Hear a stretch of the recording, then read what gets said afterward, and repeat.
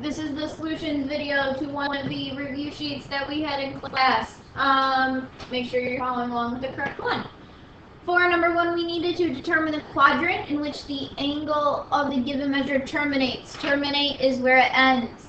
For number 1, that's negative 200 degrees. Remember, all of our angles we want to keep in between 0 and 360. Alright, remember theta is what we use to represent angles now. And we said that if the angle was too big, we would subtract 360s, because that meant that we had extra circles in there, so we got rid of the extra ones. If it was too small, we would add 360s to get into this interval. Negative 200 is definitely smaller than my given interval, so I need to add 360. When I add 360, I get that negative 200 degrees is the same thing as 160 degrees. And 160 terminates in quadrant 2. Okay, think like this. We got 1, 2, 3, 4. Oops. For 570, it's bigger than 360, so we need to subtract 360 until we're in our nice interval. When we do that, we get that 570 terminates at the same place as 210 degrees. And 210 degrees is in quadrant 3. Number 2, find the angle of the smallest positive angle that is coterminal with the given angle. So this is just the subtract or add 360 business all over again.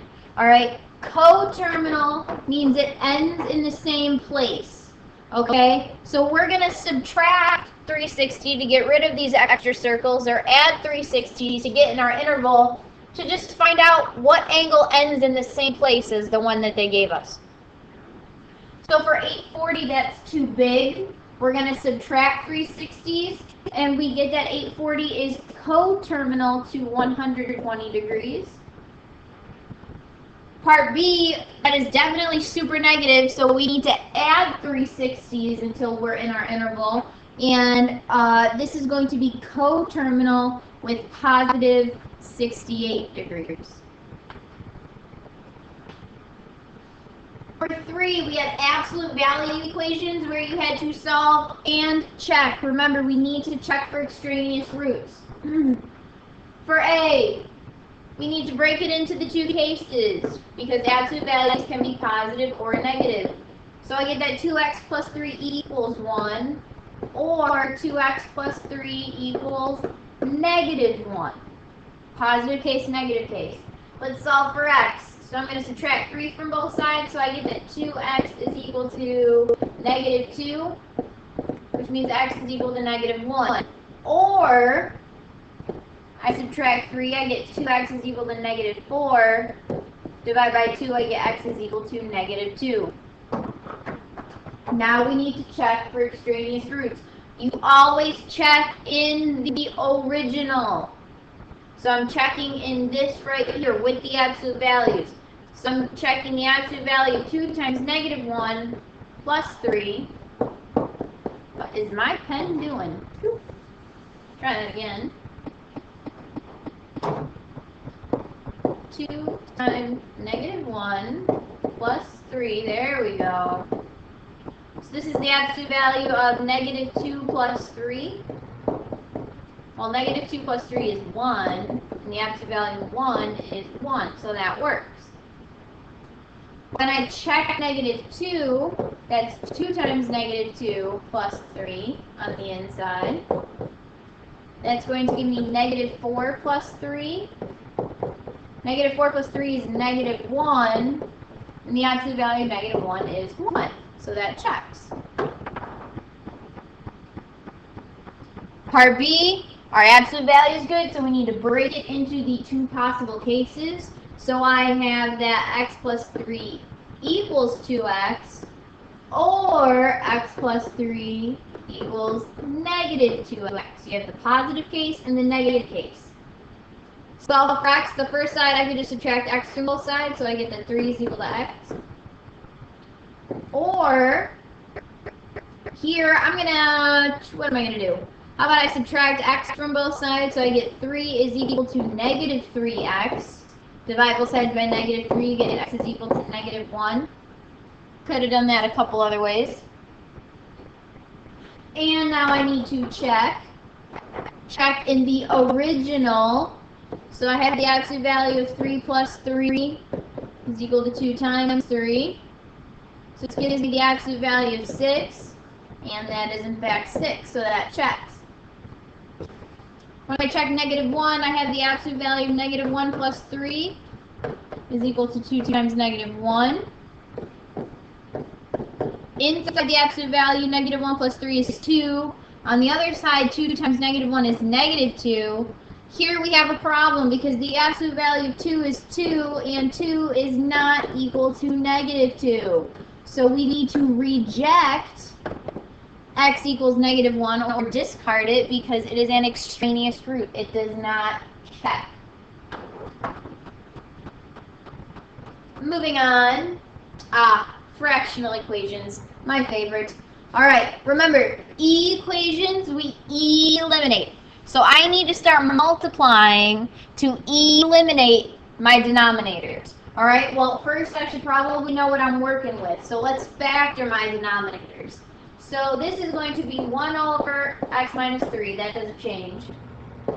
Minus 3, I have a GTF of 2. So I've got 2 times the quantity x plus 3. And then over here, I've got the difference of perfect squares. That's x minus 3 times x plus 3. Equation eliminate. Now, you might have done this in a different order, but we should all end up at the same answer. I'm going to eliminate my x minus 3's first. So I'm going to multiply everything by x minus 3.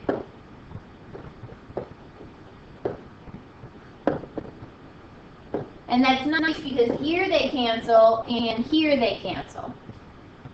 So I'm left with 1 minus, now here it didn't, so I've got 3 times x minus 3. So I've still got that fraction, and I still have a fraction over here, but now it's just x over x plus 3. So I still have denominators, so I need to keep eliminating, and I'm going to eliminate my x plus 3. So here I'll multiply by x plus 3, here I'll multiply by x plus 3, here I will multiply by x plus 3. Which is nice because bam, bam. So now I'm left with x plus 3. You don't need the parentheses, but I like them. Here we've got minus 3 times x minus 3, still over 2. And now this is just equal to x. We are close. Because now we just have this 2 that we need to eliminate. So let's multiply everything by 2. And now what's nice is that with this parenthesis, I kind of know that I need to distribute this 2 to everything. If you had written this without parentheses, you need to make sure you're multiplying everything. So you'd have to do 2 times x and 2 times 3. Every single term or group of things needs to get multiplied. So either way, we should get 2x plus 6. Now here, I've got this minus 3 times x minus 3. So you distribute that, you're going to get minus 3x plus 9. All right, you distribute the negative, and that's equal to 2x. Now we can go ahead, solve for x. Let's see, combine some like terms. This gives me negative x plus 15 is equal to 2x. Add x to both sides, 15 is equal to 3x, so x is equal to 5. But I am not done, I need to check. I will check in purple. And remember, we check in the original. So when I plug this in, I've got 1 over 5 minus 3 over 2 times 5 plus 6 equals 5 over 5 squared minus 9. Ooh. So this is 1/2. minus 3 over 2 times 5, that's 10, plus 6, that's 16. Minus 5 over, I'm sorry, equals, 5 squared is 25, 25 minus 9 is also 16. So you can pop this into your calculator, or you can get common denominators. You know that 1/2 is the same thing as 8/16. And 8/16 minus 3/16 is 5/16. So this does, in fact, check. Not bad. Moving on. Oh, and I will point out before I move on that if you had picked different things to eliminate, like you didn't eliminate the x minus 3 first, you eliminated something else, your top part might look a little different, but we should all have gotten this. So no matter in which order, you somehow should have got something that looks like this. Okay? Okay. Next page. Combine and leave. So in this case, we do not have an E equation to eliminate.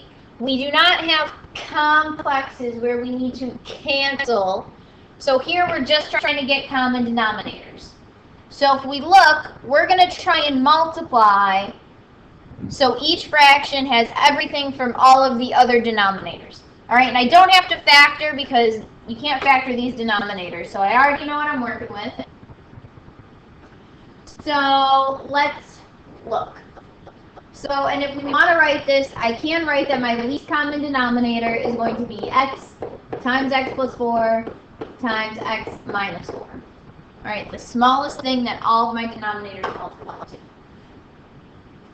So I'm going to rewrite this just so I have some more room.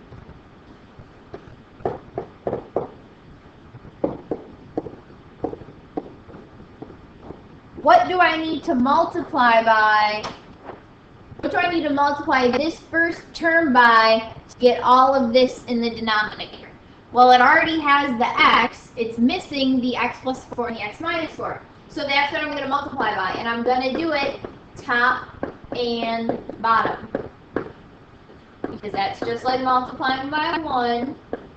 So I'm just changing how this looks. For the second term, what do I need to multiply this by to get all of this in the denominator? Well, it's already got the x plus 4, so I need the x and the x minus 4. So I've got x times x minus 4, and I've got x times x minus 4. Do the same thing for the third term. All right, it already has the x minus 4. It's missing the x and the x plus 4. And that's what you do in the top and the bottom.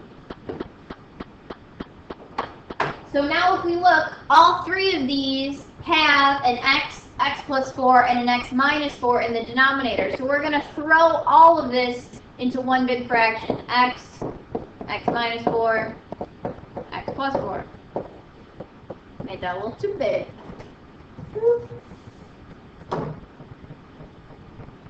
And then I'm just going to smush all my numerators together. So over here for my first term, I've got x plus 4 times x minus 4. Then I've got minus 3x times x minus 4. Oh, I guess I should have kept that there. And then I've got plus 2 x times x plus 4. Ooh. Now clearly that numerator can be cleaned up a little bit, so I'm going to factor, distribute, all that good stuff. When I FOIL out this, you're going to get x squared minus 16. That's, yep. When I distribute the negative 3x, you're going to get minus 3x squared plus 12x. And when you distribute the 2x, you're going to get plus 2x squared plus 8x. And this is all still over x times x minus 4 times x plus 4.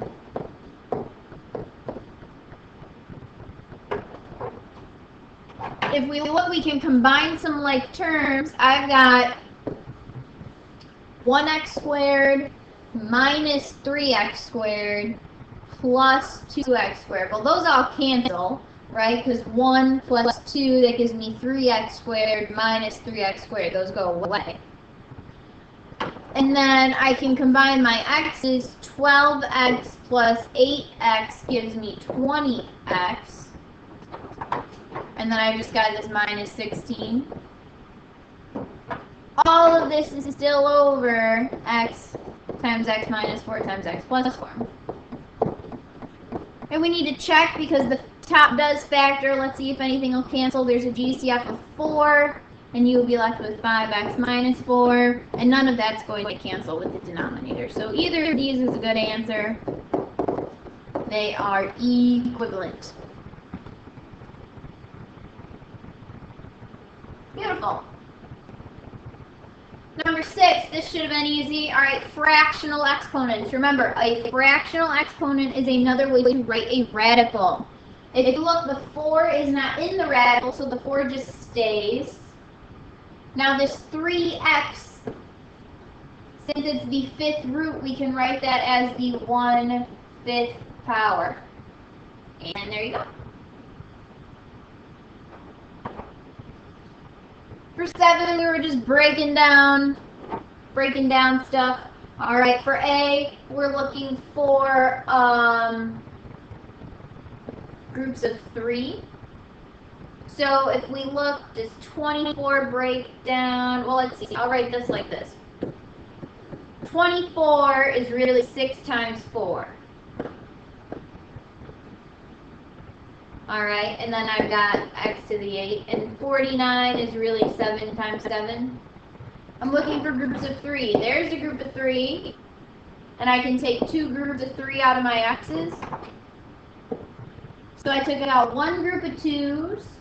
I'm going to take out 2 groups of x's. And I'm left with a 3 in the top. I'm left with 2 x's in the top, and I'm still left with that 49y in the denominator. So that is your answer. Oop, it's a cube.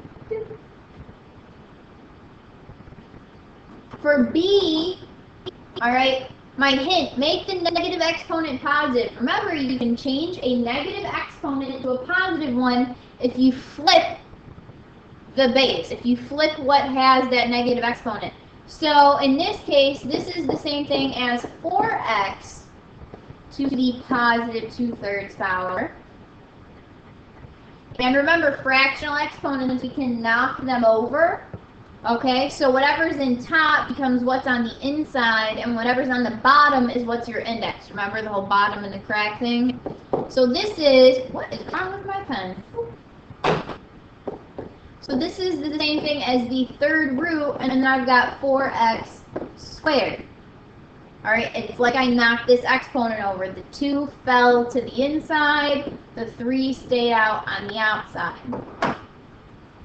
We can simplify this because this is really the cube root of 4 squared is 16x squared. And 16 can be broken down into 2 times 2 times 2 times 2. And I'm looking for a group of 3, and there it is. So I've got a 2 that I pulled out, and I'm left with a 2x squared underneath. Last one. Radical. I need to get the radical by itself before I can square both sides. So the first thing I need to do is subtract 4.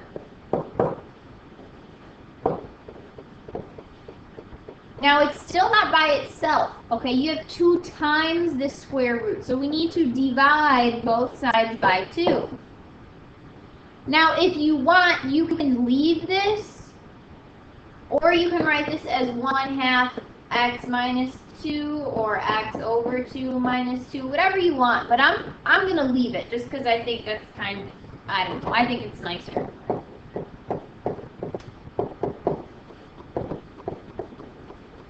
And now that the radical is alone, I can square both sides.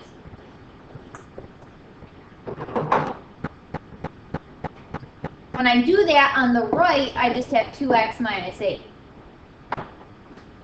When I square the left, I'm going to write this over here. Remember, that's like x minus 4 over 2 times x minus 4 over 2. When you multiply fractions, you go straight across the top, straight across the bottom. The bottom's easy. 2 times 2 is 4. The top, you have to FOIL. You get x squared minus 4x minus another 4x plus 16, or x squared minus 8x plus 16 over 4. So that's what's over here.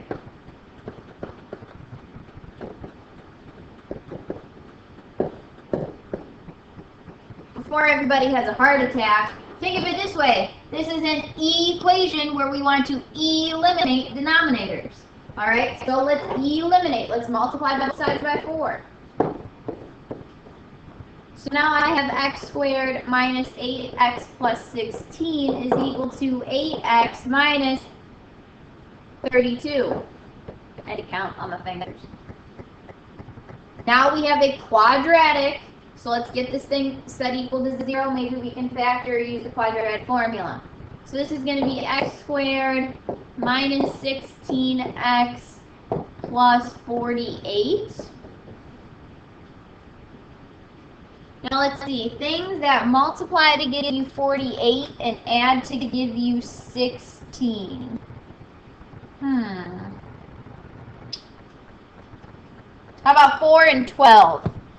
So this is going to be x minus 4 and x minus 12. All right, they're both a minus because they need to multiply to a positive and add to a negative.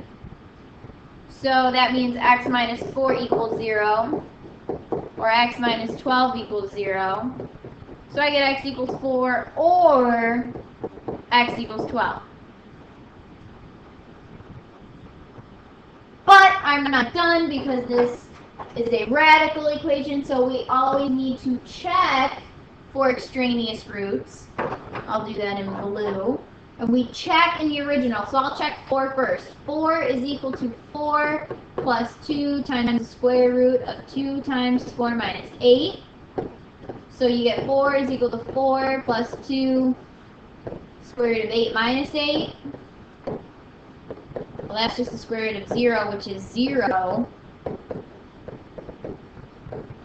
And anything times 0 is 0, so that 2 goes away, so you get 4 equals 4. That one's bueno. Now let's check 12. I get 12 is equal to 4 plus 2 times the square root of 2 times 12 minus 8. 2 times 12 is 24.